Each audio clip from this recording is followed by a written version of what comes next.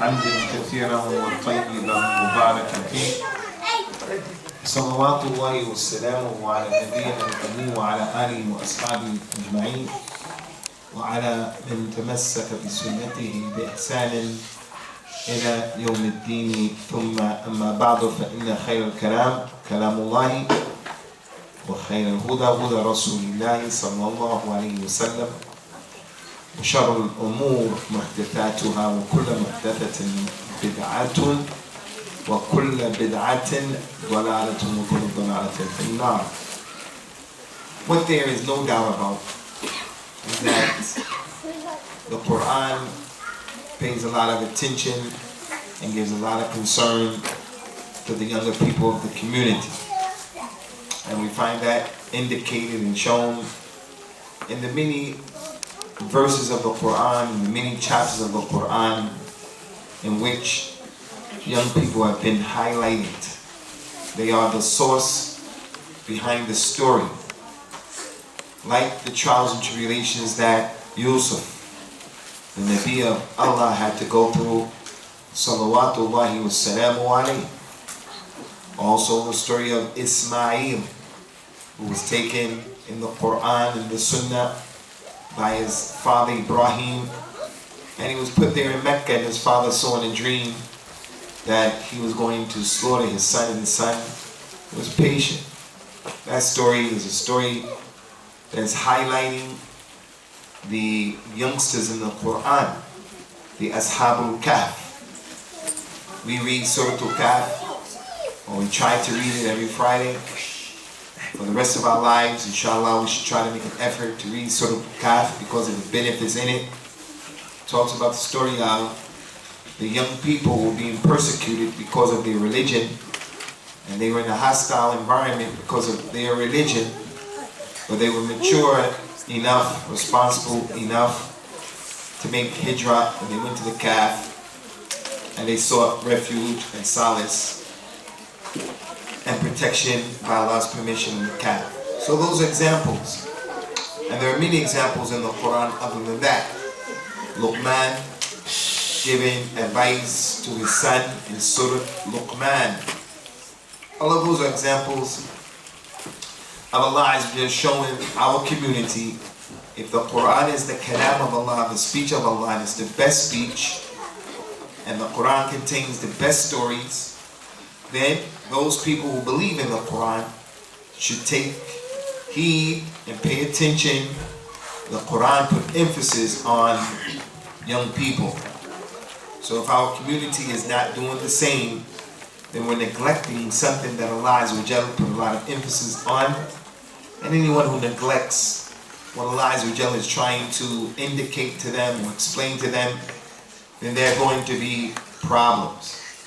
As for the Sunnah of the Prophet ﷺ, then hadith wala haraj, there are just so many examples of how he intentionally took the time out to pay tribute and also to give concern and to pay attention to the shabab of his community. Again, showing the people this is his sunnah. وَمَنْ رَغِبَ عَنْ سُنَّتِي فَلَيْسَ مِنِّي. If we as a community were to neglect intentionally a sunnah of the Prophet ﷺ, that is an integral part of society, there are going to be problems. If a person neglects the sunnahs that are connected to the prayers, those prayers, if he were to pray them, the benefit will come to him. So if he neglects them, the harm will only come to him for the most part. But the sunnah, paying attention to the youth, if the community were to neglect that, or the individual were to neglect that, then not only is it going to harm and hurt the one who's neglecting, but it's also going to bring some harm, some pain, some problems to the community. So we look at him, sallallahu alaihi wasallam, and he surrounded himself with youngsters with the same enthusiasm and the same concern as he surrounded himself with older, responsible people to carry this religion. From them, Anas ibn Malik. And when I mention that name and these other names, Anas ibn Malik, you Muslims who are young out there, and those of you who are older, what's wrong with our Islam that certain individuals can be asked or mentioned and we don't have an idea who is that? Some of these people who come, like yesterday I was all the way up in the north where I gave the khutbah about 5 hours away from here. I was shocked to see in that area that Romanians moved into the area. I'm not against Romanians and I won't stereotype Romanians, but they don't have a good image, reputation in this country. This country doesn't even want to let them in. And I'm sure that there are some good Romanians who are not even Muslims, I'm sure, because all people are not the same. So you can't say all Romanians are bad or good. All Romanians, they beg. You can't say that, because there's some good Romanians. But anyway, I saw some Romanian ladies who had moved into the community where I gave the khutbah. We came out of the masjid. When I came out, they were in front of the masjid begging, and they had hijab on. Now, if people of the community didn't know them, and you just saw one of those ladies, you may be inclined to give her sadaqah. But everyone knew. This is a Romanian lady who's just begging. So I didn't want to treat the lady bad, because if someone is begging, Muslim or non-Muslim, you should never speak to them in a nasty way. You either give to them or you don't give to them in a nice way. You give to them or you don't give to them in a nice way. Anyway, there's a surah in the Quran called Al-Mumtahina. Al-Mumtahina, which means to test and examine. So if someone wants to come, he's a brand new Muslim, he's a revert Muslim, brand new. He wants to marry my daughter. He wants to marry your daughter. We're not going to hand our daughters over just like that, just because a brand new Muslim wants to marry him, her.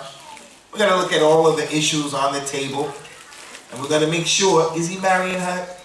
Is he becoming a Muslim just to marry her? So we have to test him. That's what that surah is about. That when the women used to come to the Prophet, people used to come to the Prophet, sallallahu alaihi wasallam, some of them he would test them in order to see were they really sincere. So that's the point I want to make.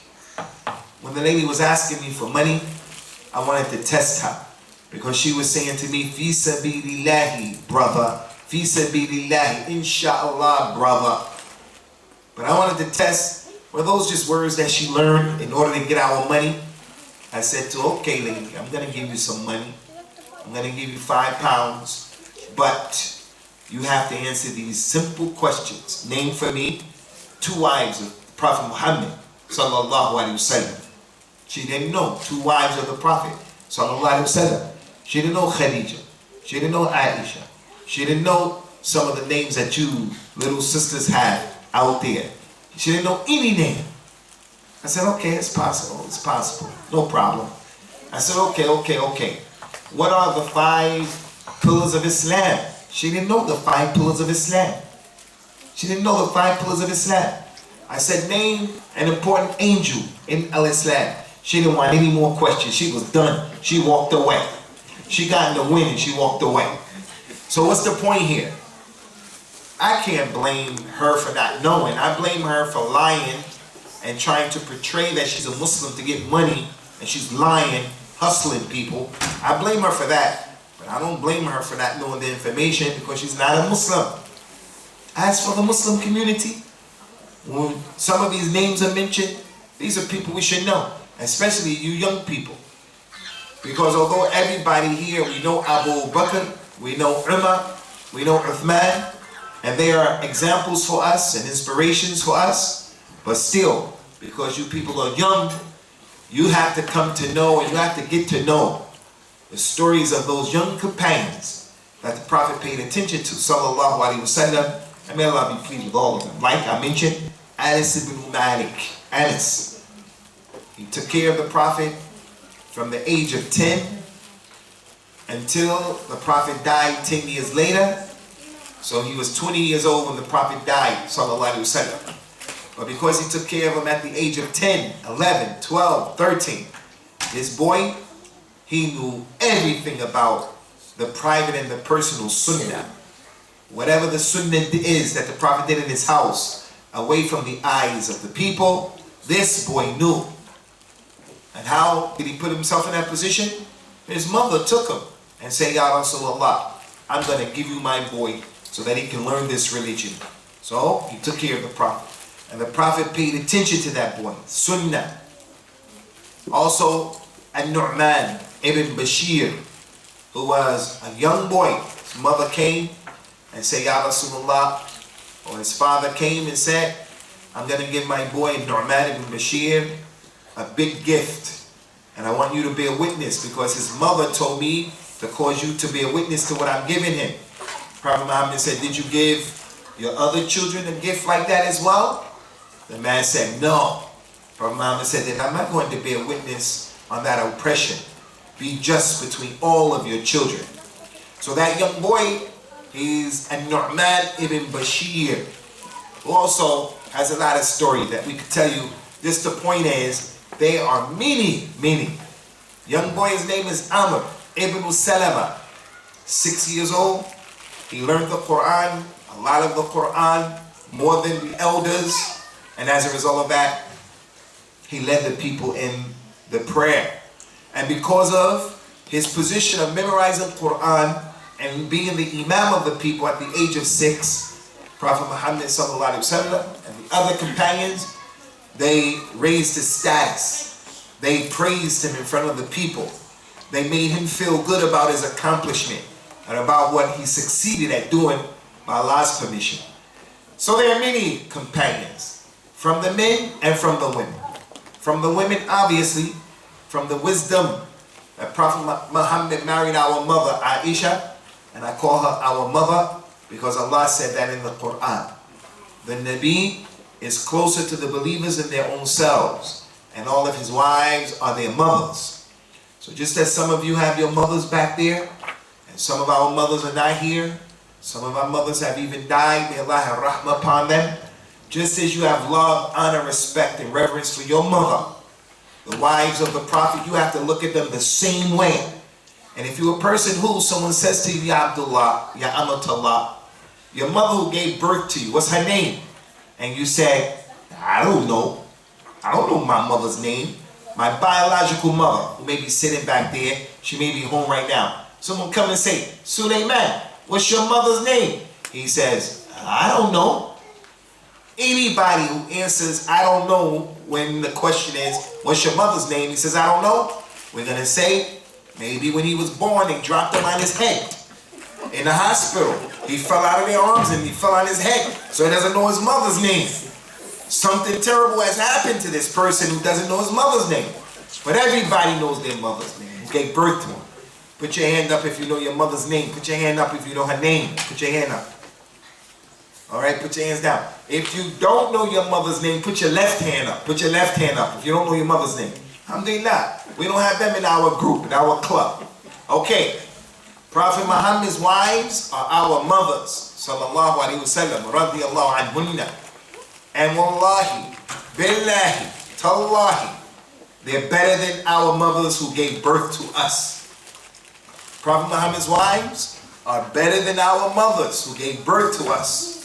So if a person is going to love his mother who gave him life by Allah's permission, he has to love his mothers, may Allah be pleased with them, who gave him spiritual life, because Allah told them to teach the people the religion and what they learned from the house of Prophet Muhammad sallallahu alaihi wasallam. So the point here is, guys, we have to come to know these individuals. You young people, you have to read about the story of those youngsters who were born as children in Mecca, who were born as children in Medina, and who grew up very young under the tutelage and under the supervision of Prophet Muhammad sallallahu alaihi wasallam. And they are Allah, Abdullah ibn Umar, Abdullah ibn Abbas. Prophet Muhammad said, just imagine this. Just imagine this. The king, the prime minister, the president, some important person who's running a country. He's responsible for a big community, like Prophet Muhammad was, sallallahu alaihi wasallam. You don't have access to him. I don't have access to him. Our local MP, if we wanted to get access to him, we have to go through a long song and a long dance. We have to jump through the burning hula hoop just to get an appointment with him. Prophet Muhammad wasn't like that. He said in an authentic hadith, sallallahu alaihi wasallam, when he came to his companions, you people want to know who the hellfire is haram on? Haram like khamr.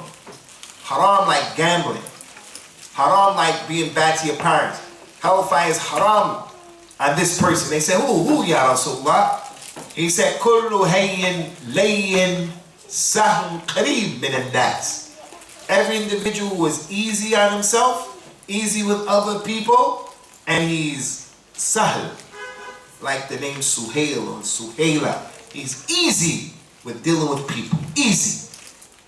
There's that individual who, when you tell him to be quiet, he won't be quiet. There's that individual, when you deal with them, they're difficult. They expect you to read their minds. They make you responsible for things. How can you know what he's even thinking? Complicated. Prophet Muhammad didn't like that kind of individual. He didn't like for us to make things unnecessarily complicated. Even in the way we talk. Rasulullah said that the individual who goes overboard in trying to speak extremely intelligently.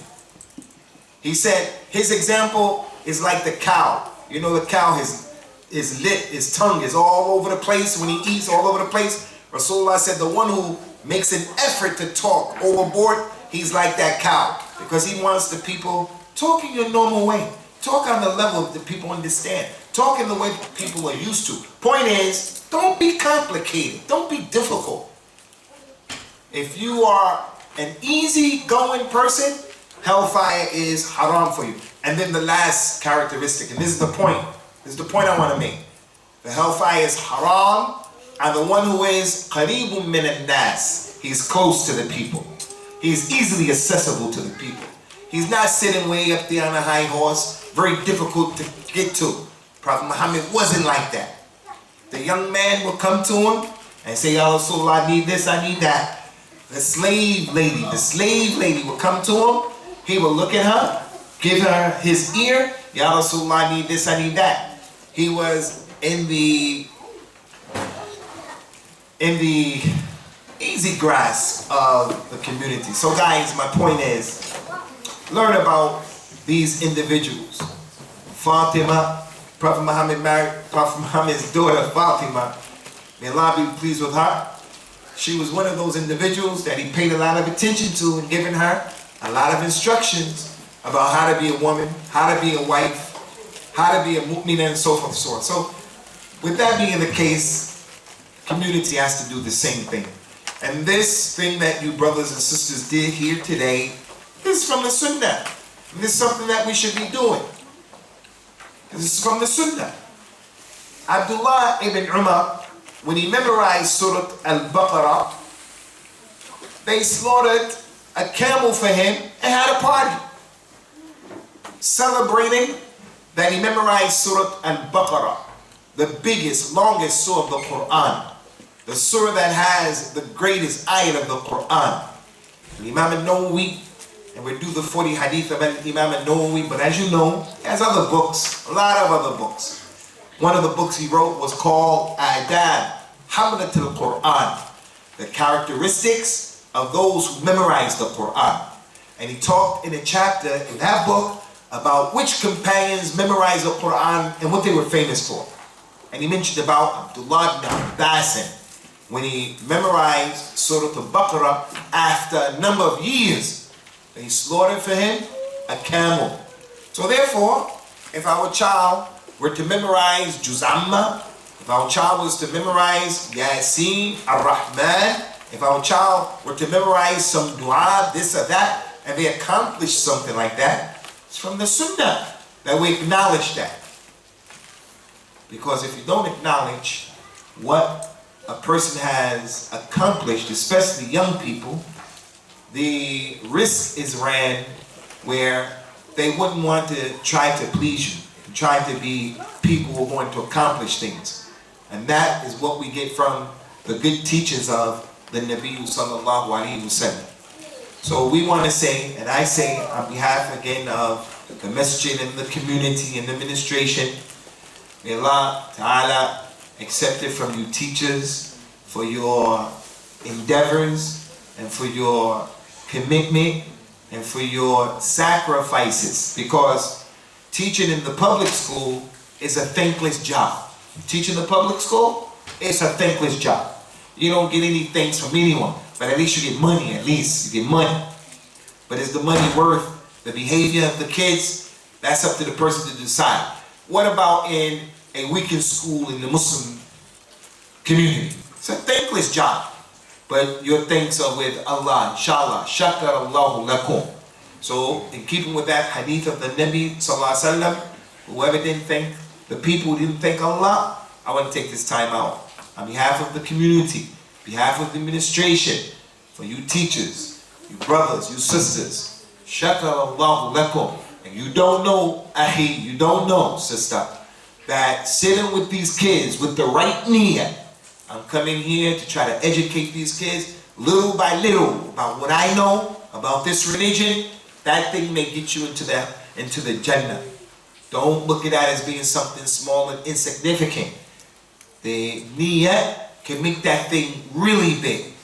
My goal, my objective was just to impart knowledge to these kids. Not a lot, but a little, day by day, week by week. And you get a reward, inshallah, for that. So, may Allah Azza wa Jalla put it in your mawazeen of hasanat. And you parents who are here, who are present, continue, inshallah Azza wa Jalla, to be committed. I just wanted to say one more thing before I give my talk, and that is, there was this little girl here. Her name was Juwayriyah. And I remember Juwayriyah because I remember the Prophet's wife, her name is Juwayriyah. She got about 3 or 4 certificates. Every time she came up, she took it with her right hand and she looked at me and she said, "Thank you." Each and every time, 4 times. Some of you said, "Thank you." Some of you said, "Jazakallah khair." But she's the only one who said it each and every time, and she took it with her right hand. Some of you said thank you the first time, you forgot it the second and the third time. Some of you said Jazakallah khair the first time, but you took it with your left hand. It was all mix and match like that. But that little girl Juwayriyah, she was on the ball. So may Allah Azza wa Jalla give special barakah to that little girl Juwayriyah. I was impressed with her adab. Looks like the girl in the mustaqbal, inshallah, is going to be a girl Batil adab wal akhlaq, inshallah. But may Allah give barakah to you guys as well. Take with your right hands, give with your right hands, eat with your right hand, drink with your right hand. Only use that left hand if it's absolutely necessary. Absolutely. This brother just brought in this microwave. So he's carrying the microwave and he has the key in his left hand. So someone wants to get the key to go to the car. He can give him the key from his left hand now, because we don't expect him to change the hand with the key in the microwave. It's easy now. He's forced, so he just gives the left hand. But never, ever, ever use that left hand for anything other than doing the qada al-haja, akramakumullah, tahharallah yamakum. You go to the toilet, that's what the left hand is for, or for any dirty thing. You want to clean your nose or something like that. So the brothers asked me to talk today something about manhood in al-Islam and womanhood in al-Islam as well. And this is a big issue, because manhood and womanhood is the sunnah of Allah. Whether you're a Muslim or non-Muslim, white or black, Arab, non-Arab, rich or poor, you can read, you can't read, whatever the case is, this is the sunnah that everyone has to pass through. Mankind is going to experience, even if an individual himself may not pass through it because he may die, because he may have some intellectual problems. Nonetheless, as it relates to human beings, boys become men and girls, they become women. Sunnatullahi fil ladina khalu min qabl wa lan tajidu li sunnatillahi tabdila. It's always going to be something. So, since it's something that is part of the human experience, the Quran and the Sunnah is clearly going to mention it. So if I would ask one of you guys, okay, if we were going to say something like, what did Al-Islam say about manliness, manhood, woman being a woman, where do we begin to think? What ayah, what hadith, what touches that? Well, we can deal with this a few ways. The way I want to deal with it today is, inshallah, Allah has described in the Quran in a number of ayah. He has described the characteristics of the individual who Allah sees him as being a man. They call in Arabic ar-rajula. Ar-rajula. And there are many characteristics, meaning. And if an individual is not doing these things, he can be 40, 45, 35, but he's not a man. In terms of his species, he's a man, but in terms of qualifying what it is to be a man in this religion, he's not a man. And there are many. Like for an example, what Allah mentioned in Surah At-Tawbah. He said in the Quran, لَمَسْجِدٌ أُسِّسَ عَلَى التَّقْوَى مِنْ أَوَّلِ يَوْمٍ أَحَقُّ أَن تَقُومَ فِيهِ فِيهِ رِجَالٌ يُحِبُّونَ أَن يَتَطَهَّرُوا وَاللَّهُ يُحِبُّ الْمُطَّهِّرِينَ. Allah described the masjid to the Prophet sallallahu alaihi wasallam, which is better than Masjid al-Dirar of the Munafiqeen. Allah said, verily, there is a masjid that it is more appropriate for you to stand in that masjid and pray in that masjid in Muhammad. In that masjid are a group of men who love to purify themselves. And Allah loves those who are pure. Allah loves those who are purified. This ayah, Allah used that word, in that masjid are men. So what's the characteristics? A number of them. And that is that they attend the masjid. The Muslim man who doesn't go to the masjid at some point during the week, we don't expect him to go to the masjid every day, all day, because he has to work. Another quality of a man, as you're going to see, inshallah, that he has to work. Can't sit and be lazy and not do anything. But we'll come to that, inshallah. But this ayah shows that the man in Islam is the individual who he has to have some connection to the masjid at some point. Praying the Jummah prayer, he has to. Some connection. If he's one of those people who he's not connected to the masjid on a weekly basis in some shape, form, or fashion, then something is going on that is wrong. There's a problem. And that individual needs to look at himself, he needs to redress himself. So that these men, they purify themselves and they love to be pure. The meaning of that verse is they go to the masjid in wudu. That's the meaning of the ayah. That when they go to the masjid and they purify themselves. That's the meaning. But there's a broader meaning. And the broader meaning is that men, they have that responsibility of taking care of themselves. So you brothers who are fathers to some of these boys and mentors to some of these boys, sometimes the hygiene of the boy is not on the level of the hygiene of the girl. Sometimes that's just natural. That's how it is.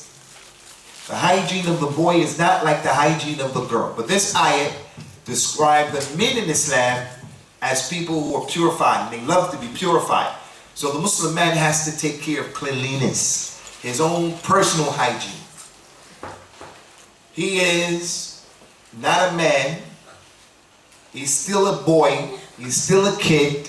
If he's an individual who doesn't know how to clean himself, he doesn't know how to wash himself, he doesn't know how to brush his teeth, he doesn't know how to groom himself, he doesn't know how to keep up with smelling in a way that is acceptable. We don't say it has to be on the level of the girl, because if the man has been described as taking care of hygiene and cleanliness, then the girl even more.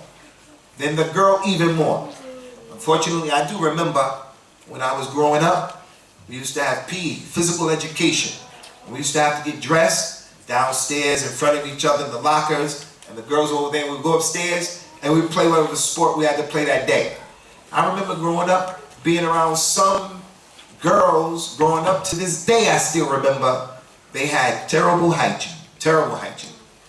So our religion. As the Prophet says, sallallahu alaihi wasallam, tuhur shatrul iman. Cleanliness is half of this religion. Being clean, half of the religion. So we find in Islam that a person is going to make wudu at least 5 times a day. The Prophet used to praise and used to encourage the kids, to encourage the community. Use that stick to brush your teeth. And during his time, that's all he had was a stick. We're not going to tell you just stick to the stick right now in 2016. We're going to tell you brush your teeth with some toothpaste and then use the stick. But if all you have is the stick, then inshallah, there's barakah in that stick. But I wouldn't advise that you just stick to that. So the point here is, in the religion of Islam, our boys, you guys, hygiene is critical. Your personal hygiene and your living space. The masjid's hygiene. When we go to this toilet in here, akramakumullah, there's a way to use a toilet and a way not to use the toilet. So the Muslim is always not only thinking about me, myself, and I, he's going to think about the angels, he's going to think about the jinn, he's going to think about another brother, a sister's going to come in and use this after me. So I have to use the toilet the right way. And I can't use the toilet in a way that I'm being disgraceful or I'm being insensitive to all of those other creations from Allah creation, like the malaika, like the jinn, and like our brothers and sisters. So that's the first point. For our boys and our girls. Some of you guys, really, I think what is natural is as the kid grows, he wants to be looked at as being responsible. He wants to be looked at as not being a kid. But sometimes, when the parent looks at the level of hygienic understanding of the kid, of the boy especially, you can see he's still real immature, his mind. In Islam, you have to take care of this issue of being clean, this issue of surrounding yourself in an environment that is clean, and your sisters as well. Second issue, and there are many, many issues, is what Allah mentioned concerning the men, but women get a benefit out of it as well. He said in the Quran, الرجال قوامون على النساء بما فضل الله به بعضهم على بعض وبما أنفقوا من أموالهم. He said that the men, they are responsible for the men have been given a degree of superiority or a level over the women. A tafdil. The men in Islam have been given a degree above the women because Allah has chosen them over them. This doesn't mean that the lady is down. This doesn't mean that the lady is no good. I remember when I gave the khutbatul Eid to this community, and we went down to talk to the ladies, as that was the sunnah of the Prophet sallallahu alaihi wasallam. And I remember I shared with those sisters the hadith where the Prophet on the day of the Eid, he went down to the women and he said to the women, "Hey, you women, ya ma'ashir al-nisa, tasaddaqna, you should give sadaqah, because I see that you women are going to be the majority of the people in the hellfire." That hadith is in Bukhari and Muslim. I remember I was giving that hadith to encourage the ladies to give the same way the Prophet did. And I remember when I was talking, there was some lady who was upset with that, making faces and things like that. I don't think she was from Bedford. Maybe she came from a community outside of Bedford to pray the Eid with us. But I could see she wasn't happy with that statement, as if the Prophet was putting women down. He wasn't putting women down with that. First of all, women are the majority of the people on the earth. So they're going to be the majority of the people in hellfire. They're the majority of the people in terms of population. And during Yom Al-Qiyamah, there'll be 50 women to 1 man, as the Prophet said, sallallahu alaihi wasallam. And he was mentioning that to the women so that they would just get themselves together. Not for them to look at those words and to have a problem with what the Prophet said based upon ignorance. But anyway, point here is, Allah Ta'ala, He mentioned in this ayah that the men have been given a level of superiority, a level over the women. Why? Because they spend on them out of what Allah has given them. That's a very important ayah. When we talk about manliness in Islam, you brothers who are growing up, you have to understand the sunnah of Allah in the earth, not just in Islam, but on the earth as it relates to human beings, is that the man is the one who should be taking care of his family. He doesn't have to necessarily be the richest guy in the world. He doesn't necessarily have to have the best job in the world. But with what he has, with whatever he does, he goes out, and whatever that job is, he goes out with the goal and the objective of being a parent, a father, a husband who is productive, who's going to give what he has, because this ayah said that the real men are those people who take care of their women. They take care of their family. If, in fact, the lady was in a position where she was taking care of her family and she was doing that because she wanted to do that, then no problem. Prophet Muhammad's wife, our mother, Khadija, may Allah be pleased with her, she used to employ Rasulullah sallallahu alaihi wasallam. She used to pay him wages, sallallahu alaihi wasallam. She used to give him gifts left, right, and center. So there's nothing wrong with that. But there is something wrong with the equation where the Muslim man, he relies upon the Muslim woman. Then that's a problem. So you brothers should know that it is important. If you go to school, you study, and you get a degree, inshallah, and you get qualifications, your ability to get a good job and to take care of your family and to be a community member who can help out more, your odds are increased. But if you goof off in school and you waste time in school, you'll be like a lot of the people who are older, who are walking around. You see them every day on the high road all around this area. People who didn't take advantage of getting an education as a result of that. They don't have a job, or they have low paying jobs that they're not happy with.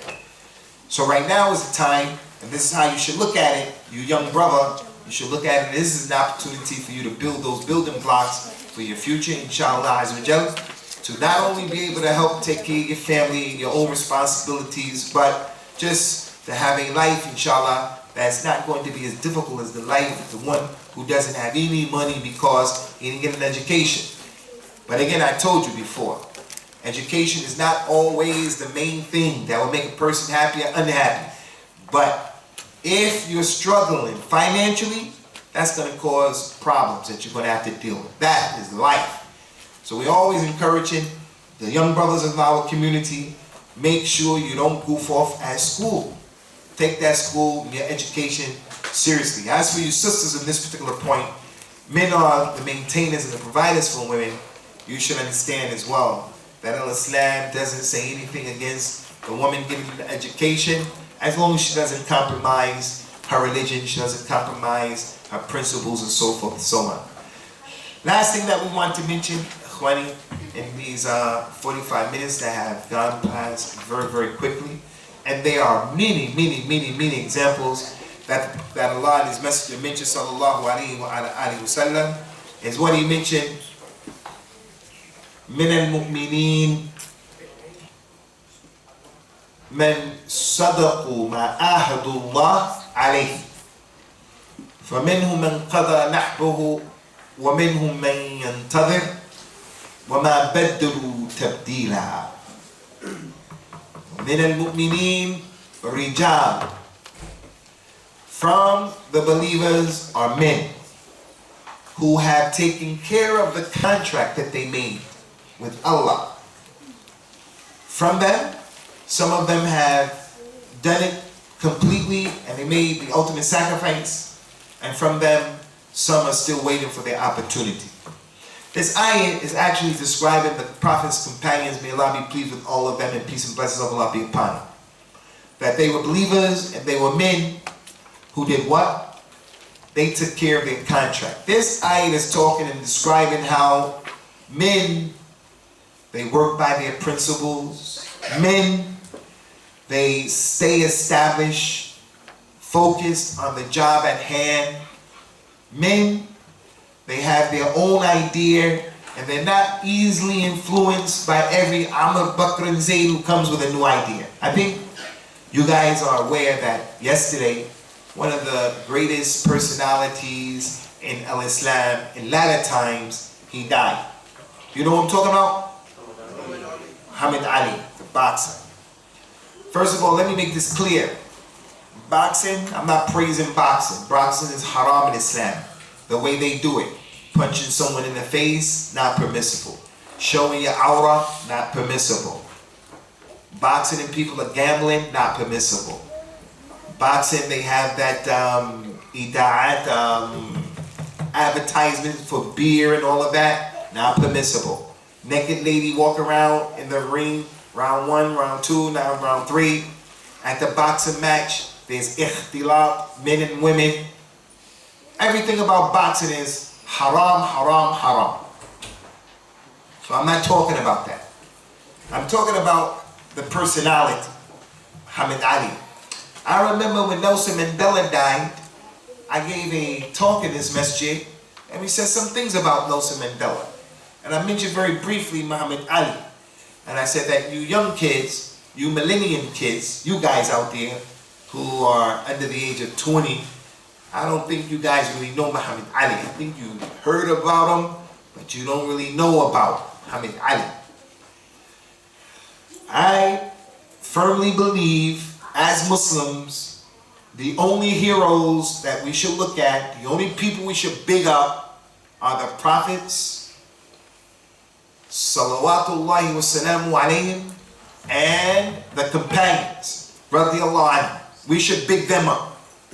Because every other human being, no matter how good he did, no matter how much you like him, no matter how much good you think he is, there's something you don't know, or you may know. I don't care. You think of anybody who you have respect for in the dunya. Anybody.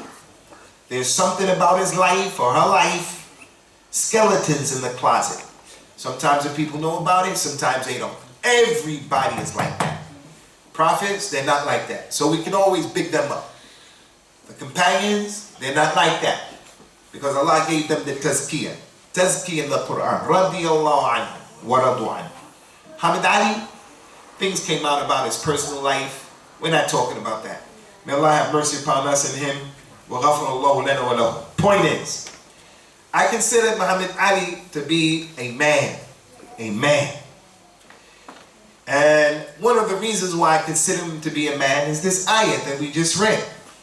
Allah said, from the believers, there are men who they take care of the contract and the agreement that they make with Allah.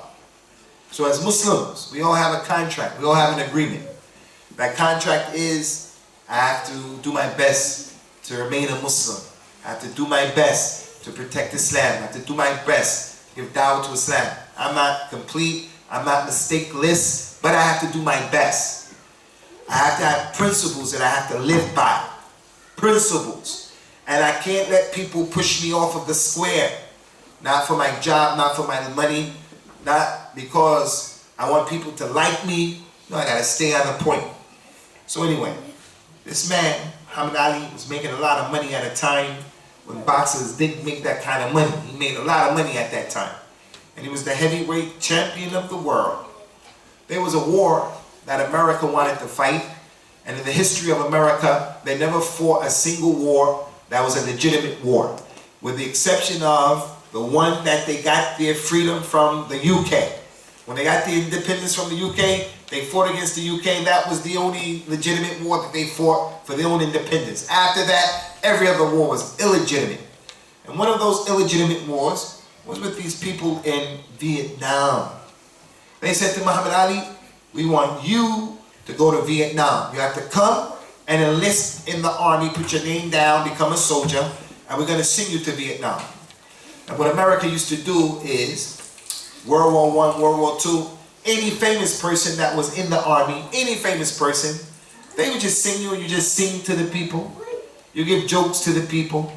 If you're a boxer, you just do an exhibition and that's it. Just to raise the morale of the soldiers. You're not going to go fight anybody. They said, this is what we're going to do with you, Muhammad Ali. We're going to send you to the war and you're going to do exhibitions for the soldiers. That man said, I'm not going to the war. I don't believe in it. And as a result of taking that position, he lost his championship belt and he went to prison for, anybody know how many years? Anybody know how many years? He went to prison for 5.5 years. It's not a little bit of time. Like Yusuf went to the prison for something he didn't do, and then the king, when he realized that the lady was the problem, the king said, go and get Yusuf out of the prison. Get him out of the prison. Tell him to come. When they came and said, hey Yusuf, the king wants you to come out of the prison. He said, no, I'm not going to come out until you go back and find out what is the condition of those women that lied on me. What is the condition of those women that lied on me? I want them to confess publicly that I didn't do what they said that I did. Allah Ta'ala mentioned about Yusuf, فَلَبِثَ فِي السِّجْنِ بِدْعَ سِنِينَ. He stayed in the prison for 3 to 9 extra years. If all he did was 3, that's a lot for something he didn't do. But it could have been 4, 5, 6, 7, 8, 9.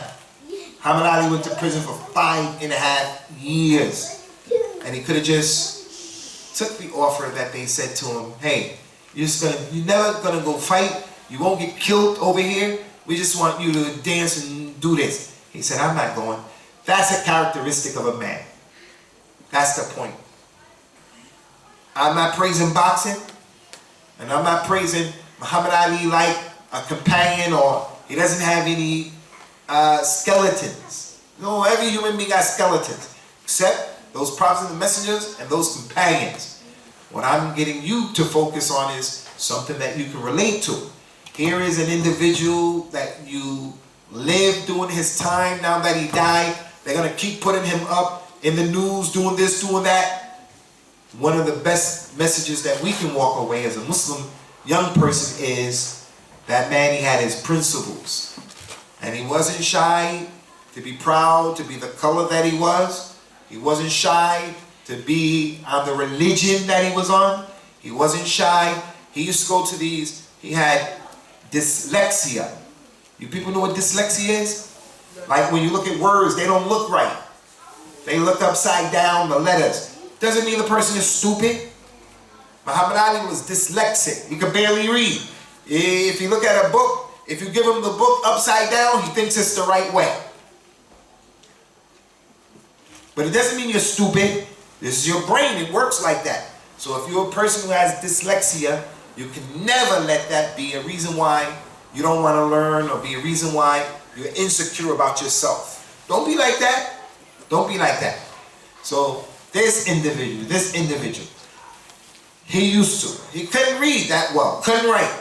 He used to go to Oxford University, Cambridge University, and he used to give lectures. Cambridge University, Oxford University, big, elaborate, respected institutions of higher learning in this country, the whole world. He used to go there and he used to give lectures. And if you ever see that on YouTube, you will see how the kids in the audience were riveted by what he was saying, because he was just himself. The easiest thing you can do is be yourself. Be yourself. Like it who like it, hate it who hate it. Meaning, I'm a Muslim, I can't change that. This is my color, I can't change. This is my sect, I can't change that. The man, he knows and he buys into this thing. The real man. As for the one who wants to be a chameleon, he wants to change colors. Whichever way the wind blows, that's how he blows. I'm a Muslim if the wind blows this way, non-Muslim if it blows that way.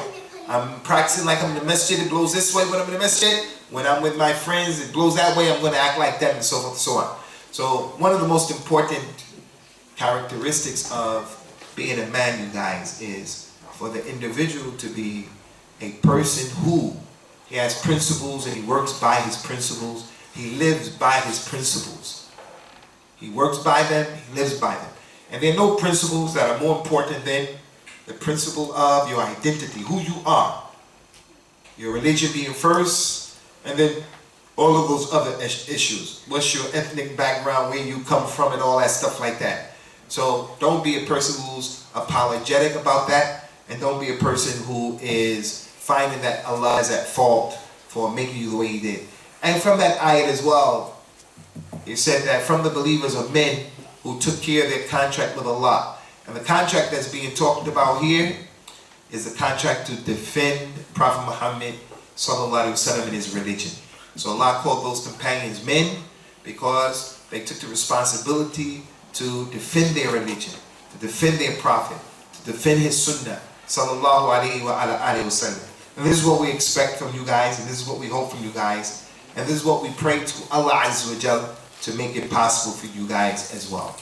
Now you fathers, it's your job, it's your responsibility to have some quality time to talk to these boys and to sit them down. And our wives as well, it's our responsibility, their responsibility. Sit down with these girls, educate these girls, especially with the sisters, educating them as far as personal hygiene is concerned, how the Muslim lady should be, how she should look at those ayats, those ahadith that we were talking about and referring to earlier, so that we don't have inside of our homes, right, in our midst, people growing up and they're enemies to Allah and His Messenger, the Sunnah of the Prophet sallallahu alaihi wasallam, because the mother didn't take the time out to clip that weed, that poisonous weed that was growing in the mind of the child, girl. So she grew up and she was one of them crazy women who they're talking about women's liberation, but what they mean by that is something that is foreign to Islam. So may Allah make it easy for you guys. Okay guys, inshallah we're gonna stop here, and we ask Allah Azza wa Jalla to accept it from us and from you. And if you brothers have any questions, you can ask your questions. And if there are any questions about Ramadan, which is going to begin after 2 more days, hopefully after 2 more days, you can ask any questions about Ramadan very quickly. As for those questions like that came up last week, we want you guys to refrain from asking those kind of questions. They're not cool in public. Faddal.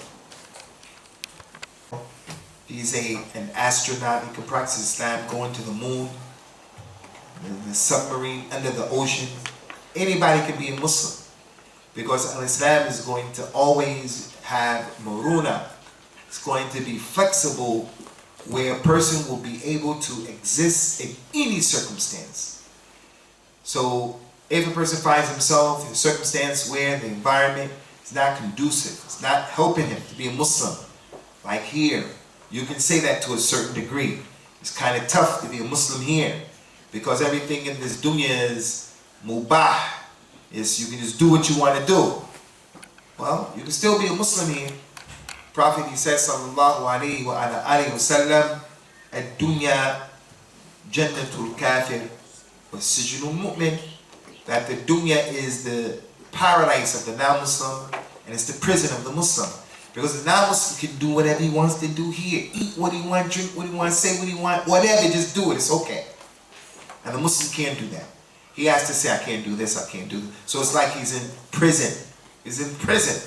So when we're in these environments, you can exist in these environments because Islam has that flexibility to do it. So what are some practical advices? Practical advices, the top of the list is be very, very careful who you choose as your friends and as your mates and the people you want to hang around with. Because birds of a feather, they flock together. And don't ask about a person if you want to know about him. Ask about his friends and who he hang out with. You get a good idea of who he is. Because birds of a feather flock together. You're not going to find a really religious practicing person hanging out with people who are irreligious and they're criminals. Not going to happen. Because they won't allow him to remain with them, nor will he want to be with them. But birds of a feather flock together. So be very, very careful about who you hang out with, who you choose as a companion. Number two, from the men that we could have mentioned, what Allah mentioned in the Quran and the Prophet ﷺ. Prophet Muhammad, he mentioned that there are 7 people who will be in the shade on the day there will be no shade. Allah will shade them. And one of them, he said, it was a man whose heart was connected to the masjid. So if a person is trying to practice Islam in this tough environment, then masjid has to have some portion of his time in his presence to rejuvenate himself, to recharge his battery. No matter how the masjid looks, no matter how big, how small, carpet, no carpet, no matter how it looks, when you come into the masjid, there's a different aura, a different environment, a different vibe than when you're out there in the dunya. Because now the human being, he is slowing down to start to be reminded. Why was he created? Why are you here? When you're out there, everything out there is designed to make you forget. So the Prophet, what did he do? He made this dua imperative. You go to the marketplace, he said the most beloved places to Allah, the masjid. The most hated place to Allah, the marketplace. Because the marketplace makes you forget about why you were created. You go there and you just forget about everything. When you come to the masjid, you're reminded about all of those issues. So give the masjid a portion of your time. And thirdly, and lastly, and many things can be said in the way of giving practical advice about how to practice Islam in this tough environment, is be an individual who makes a lot of dua to Allah like the Prophet used to, sallallahu alaihi wasallam, ask Allah for protection, and not to leave himself responsible for himself the amount of time it takes to bat an eye. Don't make me responsible for myself, ever. Because if I'm responsible for myself, mankind has been created weak. He doesn't have knowledge, and he has his desires, he's weak. So he wants to follow his hawa. He wants to follow his desires. So the Prophet ﷺ taught us, make dua to Allah to never leave you to your own vices, to follow your own whims and desires, but instead that Allah takes responsibility and He takes hold of your nasiyah, as He said in the hadith sallallahu alaihi wasallam, that Allah is basically the one who He's relying on, and Allah knows best. Anakumullah. Any more questions, Ikhwani? Okay, khair, inshallah. What time is the adhan for Maghrib, for Asr here? After 5, right? Yeah, it's at 6. 6.